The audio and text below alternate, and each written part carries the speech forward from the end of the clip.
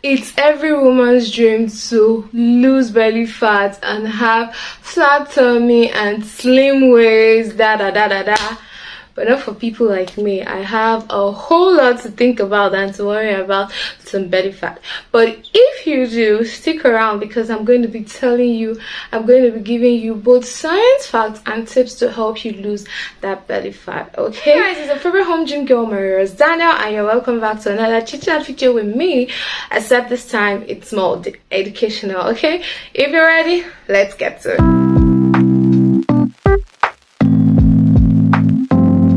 So there are two types of belly fat. One is visceral fat and the other one is subcutaneous fat. Subcutaneous fat is the fat that is directly under our skin, okay, so we can feel it, we can pinch it, and this is the fat that covers our abs. So when we lose that fat, then our abs becomes visible because everybody has abs, okay? Don't tell me you don't have abs, everybody does. Now visceral fat is the fat behind those abs and is the fat that is around some organs, okay? This is the fat that is mostly dangerous because it can release some inflammatory hormones that can affect that can infect those organs, and it can increase high risks of heart disease, okay? This is why even when you see someone that is slim, the person probably could not be so healthy because there is visceral fat. The person has high amounts of visceral fat, and this is fat that we can't see compared to subcutaneous fat. Subcutaneous fat is not as harmful as visceral fat, okay? Now that you know the two kinds of fat we have, there are things I want you to consider before trying to lose fat. One is that you cannot spot reduce fat. You cannot say, I just want to lose fat in this part of my body and keep the rest is fine. No, you have to be on a calorie deficit to be able to lose any kind of fat, okay? So your body has to be generally losing fat, and then your body is going to decide which part of your body is going to lose the fat from first. Now this will lead me to my second point, which is your genetics, okay? So many people tend to store fat in their tummy rather than in their arms or in their legs or in their hip section. So you have to know where your body stores fat first, and that place it stores fat first is the place that is going to go to last. Aside your genetics, generally fat is always stored in the midsection, that is in the abdominals and hip area. This is because if fat is stored first in your arms and in your legs, there it will require more energy for you to use your hands and your legs because you use them on a daily basis rather than your midsection, okay? So your midsection is where most of the energy of the body is stored. That is why when you overeat, your body is going to tend to store fat first in your midsection before it thinks of anywhere else. Another point is posture. Sometimes when you slouch, you notice that when you slouch, it tends to protrude out your midsection, okay? When you don't sit upright. So you can do this experiment with me. This is where I am sitting in a slouch position, and you can see that my tummy is out compared to when I'm sitting in an upright position. Aside that, another thing wrong with bad posture is that it also causes weakness in your abdominal muscle, so causing it to protrude out most of the time, okay? Somebody like me that has kind of a hunchback, there is a lot of things I'm trying to do than just losing belly fat. Another thing to note is stress. Stress is another key factor to prevent you from losing weight because it contributes to releasing hormones in your body that is associated with tummy fat. So now when you have all these things in mind, here are a few things that you can do in order to lose belly fat. I'm just going to go straight to the point. If you want any quick fix, you're not going to get it on this page. So to say So I'm going to just say what science has proven and what is so effective to be on a calorie deficit.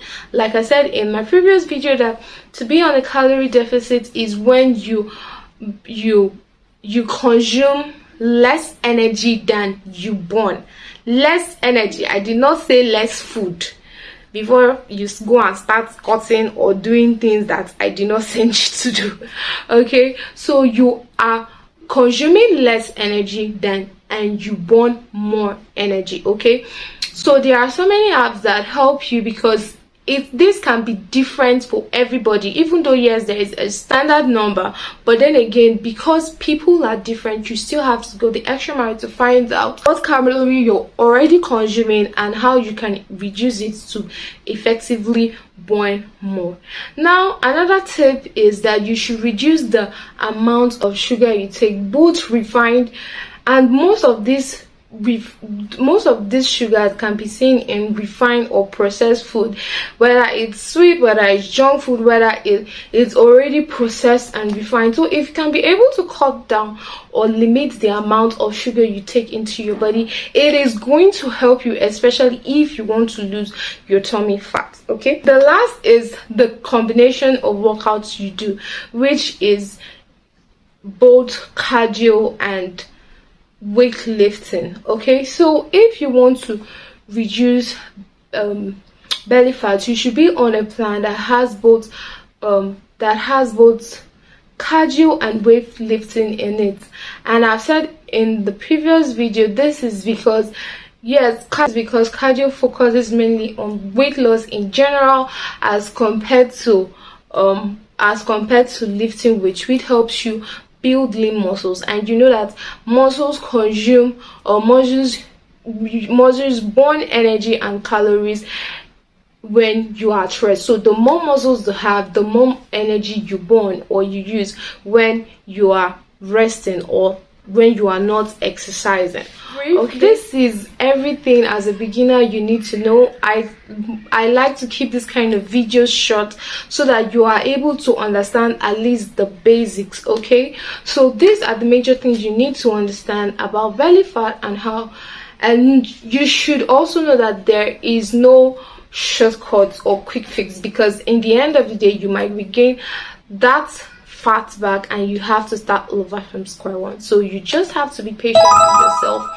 And if you really like this video, give it a thumbs up, subscribe, and I'll see you in the next video. Bye. Wait, hold up.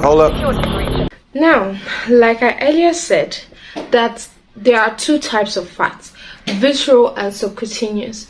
The most harmful is visceral fat. So even if you have less visceral fat compared to subcutaneous fat, you're still okay. All right, so don't beat about the bush if you are not able to reduce everything.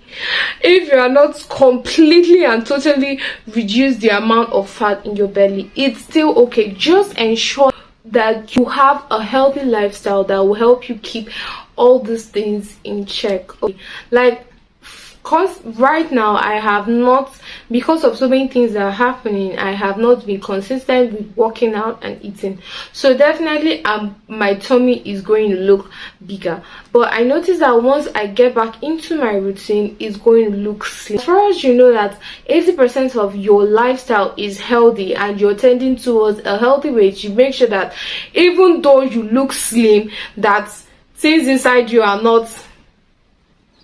You get the gist. Okay, so just love your body the way it is, because generally your body is always going to tend to store fat there for some people, and for some people it's not that way. Okay, so just know what works for you, know what your body is up to, and fall in love with your body. Okay, however you look, you are beautiful, you are sweet, you are precious. All right, so I hope this video helped you. If you have not subscribed, please subscribe to this pretty face. All right, and I'll see you in another video. Mwah.